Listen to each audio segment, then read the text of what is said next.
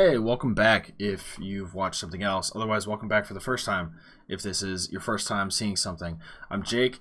This is going to be the first real content video that's going on this channel, so congratulations. You get to watch probably the worst of the worst. I shouldn't have led with that, but that's how I'm feeling. Anyways, I felt it was really fitting to start the channel today because today we got the Project Regeneration announcement from Static X. Wow, that was out of left field. I was not anticipating anything like that to happen to me on my Tuesday. Nothing happens on Tuesdays. Tuesdays are generally very boring for me. This was rather exciting because Static X is one of those bands that just is one of the first bands that got me into the metal scene. So this is kind of an emotional time. I'm not really sure how to feel about this. And I'm sure many of you guys can agree to this, that this is kind of, I don't know, it feels bittersweet. That's my take on it. For one, I'd love to hear more of Wayne Static. Wayne Static was amazing. He was an artist. He was a master of his craft. And now we're hearing new stuff that he didn't get to release, which is awesome because it really is just new Static X for us.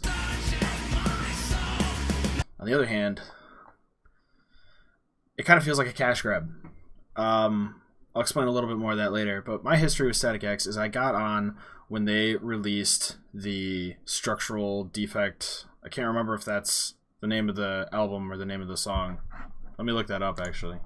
It was on the Machine album. The only reason I confuse that is because Structural Defect was my favorite song on that. I don't care what you say, that was my favorite song. There were a lot of good songs on that one, but that was my favorite. There's a lot of good songs on all of their albums. But anyways, I started listening to them when I was like freshman, sophomore in high school, and I'd been listening to like contemporary Christian up until that point. So this was way out of my wheelhouse as far as music went, but I just loved this. I latched onto it. It was a complete 180 from what I had been listening to before, so it was kind of fun. And from there, I kind of branched out to different versions of hard rock, metal, and different similar bands, and then got crazy, and now I like death metal. I don't know how that happened.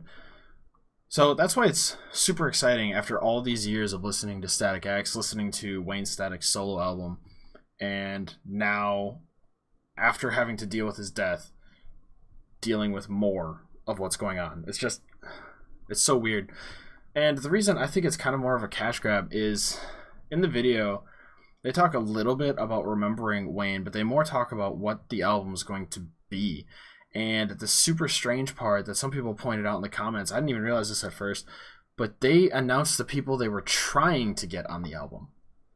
Not the people they had confirmed to co-star, or however you call it in the music world. Just the people they wanted and they'd reached out to. It's like, that doesn't seem right. Why would you? There's so much pressure now you're putting on that person, and now in their fans' eyes, if they don't do it, they're a terrible person if that fan loved Static X as well. Like, what are you supposed to do in that scenario? You can't say no, otherwise you look like a jerk. But, like, if you don't want to say yes, then you're not really honoring Wayne Static, are you? I don't know how that works.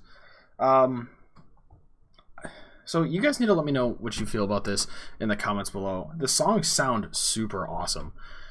Wayne sounds great. The production value sounds awesome. I'm super excited for a concert series because I live in Wisconsin, so they definitely have to come here if it's a 20th anniversary for Wisconsin Death Trip, right?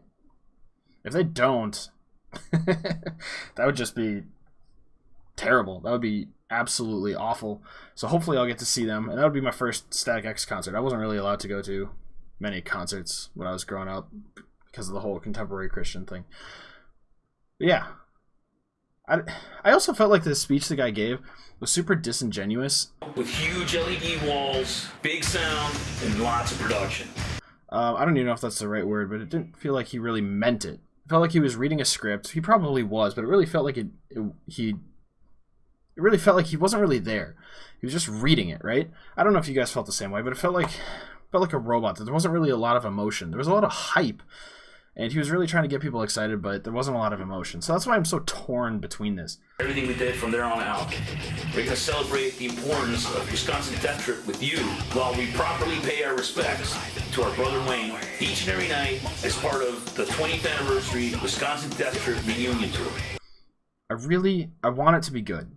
I'm worried about it. We'll see more and we'll learn more information. But Wayne sounds great. The band sounds great. I just don't know about the motive. So why don't you guys let me know in the comments below what you think. I'd love to hear your thoughts. I'd love to converse with you about this. And also, kind of bear with us here as we're coming out with more content. By we, I mean me. There's a lot of artwork going to change. Some artwork not even up yet. We're just getting started here, and I hope you'll join us on the journey. By us, I mean you watching this, myself, and maybe some other friends that might join me from time to time.